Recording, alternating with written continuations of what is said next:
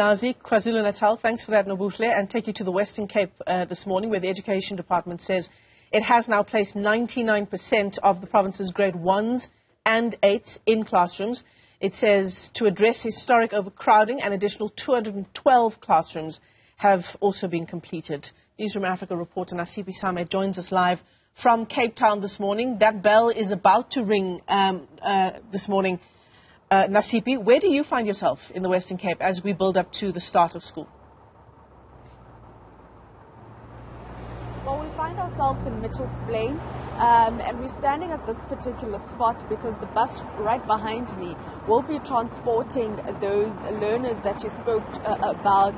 The department has announced that it has placed its grade 1s, including grade 8s, and as of December it was 99.2%. And this is the bus that will be transporting some of the grade 8s from Mitchell's Plain to a nearby school in regards to that, and them saying that they are addressing the overcrowding that we have seen in the province. And later on this morning, the MEC of Education in the province, together with the Premier, will be visiting a school where they will be assessing whether or not it is safe, or rather it is a green light to go ahead of the 2023 academic year.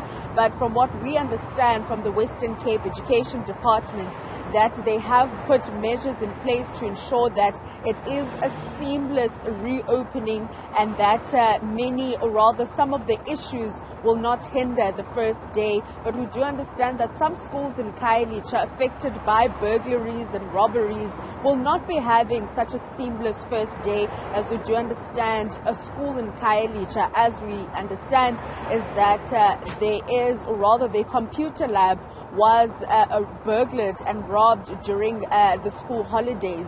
So that is also an issue that many schools have to endure, or rather overcome, during this period as they go back to school on the first day, and having to also take stock on the devastation caused by criminals during the period of the school holidays.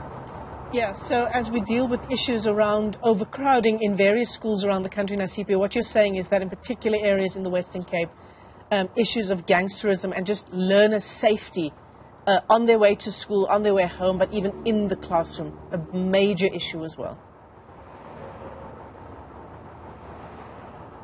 Indeed, I mean, places like Hanover Park and Mannenberg, that is where some of the concerns have been raised by crime-fighting structures, that with the flare-up of gangsterism in those communities, they are indeed concerned about learner safety making their way to and from school. And just last year alone, the number of reports that we did in some of the gang-prone communities in regards to shootings that take place, and many of the times schools are obviously not in isolated areas, they are surrounded by residential areas. You find that the school is right in the middle of a gang turf.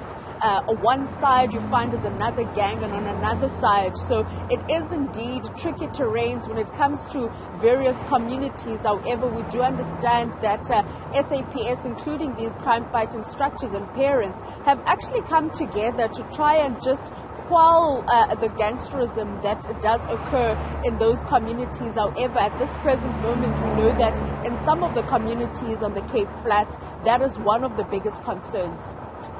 Nasiphi Same, live to us there in the Western Cape, as we continue to build up to the start of school. That rounds off that segment live in KZN and the Western Cape this morning. And it's also the title of our next conversation.